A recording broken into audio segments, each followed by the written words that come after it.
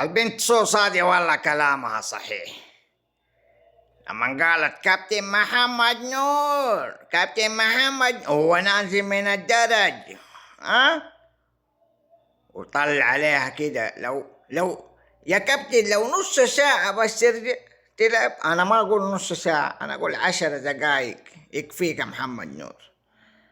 10 دقايق بس تلعب يا واد. الاتفاق هذا ما كان فاز الهزيمة الشنيعة هذه.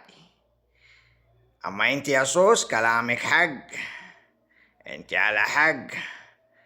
ايوه، محمد نور وأسامة ومناف أبو جقير والدقة القديمة. ايوه الدقة القديمة تعرفوها، والله ما كان أحد يقدر يتنفس قدام الاتحاد زمان.